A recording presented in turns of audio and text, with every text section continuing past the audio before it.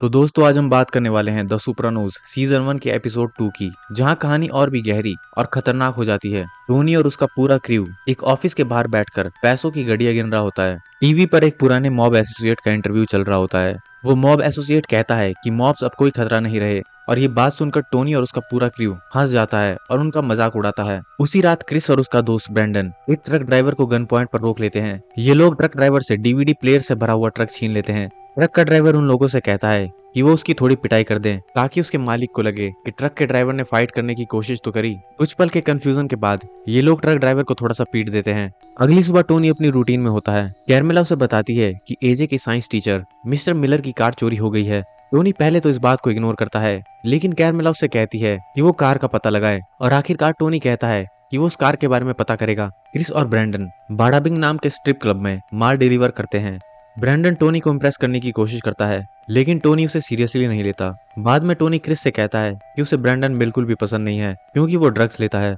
इसके बाद टोनी अपनी माँ लिविया को कॉल करता है। लिविया उस वक्त खाना बना रही होती है, और तभी अचानक से वहाँ पर आग लग जाती है। टोनी पैनिक होकर उसे 911 पर कॉल करने को कहता है। वो कैरमेला को भी कॉल करता है और उसे लिविया के घर पर जाने को कहता है। इसी बीच कई लोग उससे बात करने की कोशिश करते हैं और वो इरिटेट हो जाता है। फायर फाइटर्स आकर आग को बुझाते हैं। कैरमेला लिविया से कहती है कि वो अकेली नहीं रह सकती, और वो उसे अपने साथ रहने का ऑप्शन देती है, लेकिन लिविया मना कर देती है। फिर कैरमेला हाउस कीपर रखने की बात करती है और लिविया मान जाती है। उसी के ऑटो शॉप पर पता चलता है कि मिस्टर मिलर की कार चॉप शॉप में आई थी। वे चोरों को पकड़ लेते हैं और उन्हें मजबूर करते हैं कि सेम मॉडल की कार लाओ, उसे रीपेंट करो और उस कार को वापस करो। 2 दिन बाद मिस्टर मिलर को उसकी कार मिल जाती है, हालांकि उसकी कार का पेंट अभी भी गीला होता है। इसके बाद टोनी डॉक्टर मेल्फी के पास जाता है।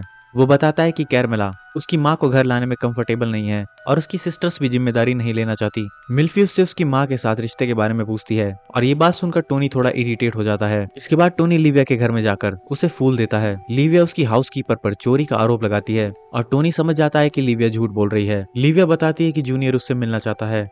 टोनी और जूनियर जैकी अपरेली सीनियर से मिलते हैं। जूनियर बताता है कि क्रिस और ब्रेंडन ने उनके प्रोटेक्शन वाले ट्रक को लूट लिया है। टोनी कहता है कि वो पैसे वापस दिलवाएगा। टोनी माइकी का सार्कास्टिकली मजाक भी उड़ाता है। इसके बाद लिविया के घर पर कार्मेला उसे खाना देने जाती है, और कार्मेला देखती है कि लिविया की हाउसकीपर गुस्से में वहां से जा रही है। लिविया फिर भी इनोसेंट बनने की कोशिश करती है। इसके बाद टोनी प्रोजैक लेकर क्रिस और ब्रेंडन से मिलता है। टोनी इन दोनों को डांटता है कि उन्होंने पैसे वापस क्यों नहीं दिए। टोनी ब्रेंडन को बाहर निकाल देता है, और फिर क्रिस चुपचाप पैसे वापस दे देता है। टोनी क्रिस को वार्निंग देता है कि वो जूनियर के काम से दूर रहे। टोनी मीडो से डक्स के बारे में बात करता है, और फिर कार्मेला से कहता है कि उसे अपनी माँ पर गर्व है। लेकिन उसी समय लिविया एक एक्सीडेंट कर देती है। लिविया गलती से रिवर्स गियर की जगह फर्स्ट गियर डाल देती है, जिससे उसकी कार एक औरत से टकरा जाती है। टोनी मिल्फी को बताता है कि लिविया को चोट लगी है और दूसरी महिला का हिप टूट गया है। डॉक्टर्स कहते हैं कि लिविया को नर्सिंग होम भेजना चाहिए, और मिल्फी भी उसे यही सलाह देती है कि लिविया को नर्सिंग होम भेज देना चाहिए। रात में क्रिस, एड्रियाना और ब्रेंडन क्लब में ड्रग्स लेकर जाते हैं। ब्रेंडन एक नया प्लान बनाता है, जिसमें वो दोबारा से एक चोरी करने वाले थे। क्रिस पहले एग्री करता है, लेकिन बाद में मना कर देता है और यूनिटी की बात करता है। ये बात सुनकर ब्रेंडन नाराज होकर वहां से चला जाता है। टोनी लिविया को नर्सिंग होम भेजने की बात करता है।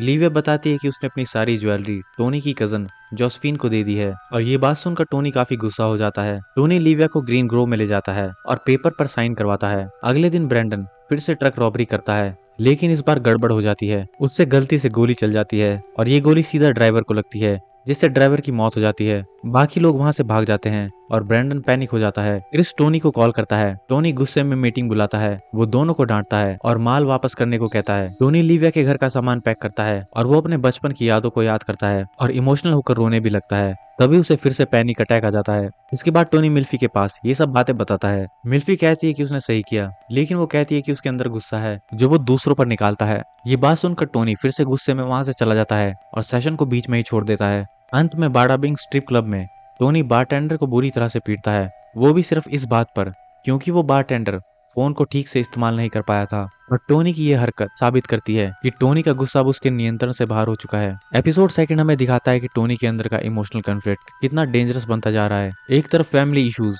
और दूसरी तरफ क्राइम वर्ल्ड, दोनों मिलकर उसे धीरे धीरे तोड़ रहे हैं। और इसी के साथ एपिसोड सेकंड खत्म हो जाता है।